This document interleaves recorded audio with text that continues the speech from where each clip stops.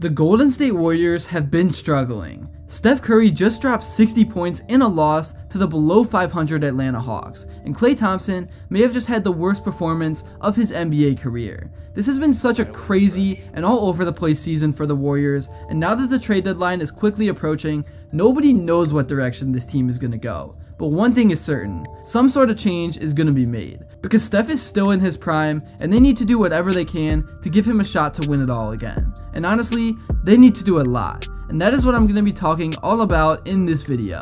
Before I get into everything, I would really appreciate it if you would drop a like and subscribe. It only takes 5 seconds, plus you can always change your mind, and your support truly does mean the world. Alright, so first and foremost, I want to start off this video talking about Steph Curry, because as usual, he's been dominant once again this year, but this is the first time where it really feels like he can't do this alone. Not that he ever has, he's always had good players around him, but you can't just expect him to go around dropping 60 like that at his age and be content with the L.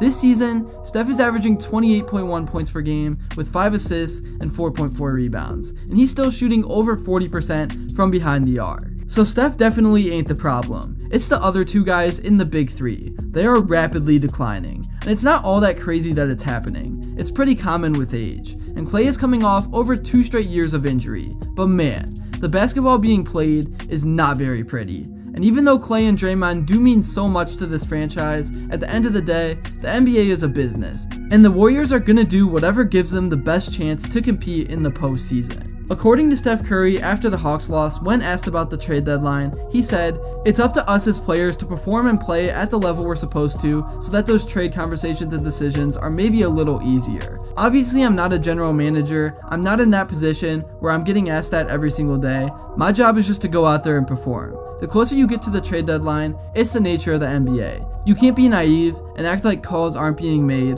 or whatever it is." So, right off the bat, the first player that has been in many trade rumors over the past few weeks that I want to talk about is Andrew Wiggins. According to most sources, the Dallas Mavericks have expressed the most interest in him so far, and honestly, his value is kind of up in the air. Part of the rationale for the Mavs' interest in Wiggins pertains to the disappointing season Grant Williams has provided the team after being acquired in a 3-team sign-and-trade on a 4-year, $52 million contract. Wiggins would provide Dallas with a more stable small forward option who can also play power forward. Wiggins is having an underachieving season in his own right, averaging 12.4 points, 4.2 rebounds, and 1.6 assists in 41 games. He's shooting 44.1% from the floor, 31.5% from behind the arc, and 71.7% on free throws. He's at the start of a 4-year, $109 million contract, earning $24.3 million in the 2023-24 season. As for the Warriors, I'm not sure how much return they could get for him, but getting off the contract would help the team out a lot.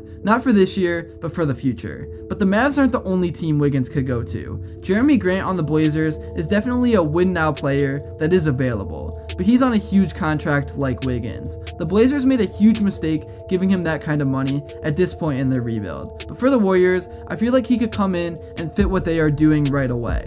He's averaging over 20 points a game and is shooting the 3-ball very well. Other players the Warriors have been throwing around in trade ideas is Chris Paul and then Klay Thompson, who, like I said, has been really struggling, but it seems like they ain't gonna trade him. And maybe getting the rumors off his back will be a relief and will help him perform better. And the Warriors need for that to be the case. Ultimately, to me though, the thing that the Warriors need the most is just time on the court together. Because like I said, this year has been so wild, and the starting lineup has had like no time together to gel and figure things out. Because ultimately, even with age, they still have contender caliber talent across this roster, and it's a long season. They have time to figure this out, but they need to get it going pretty fast. But my prediction is by the time April comes, they will either sneak into the 6th seed or they will be set up good in the play-in tournament.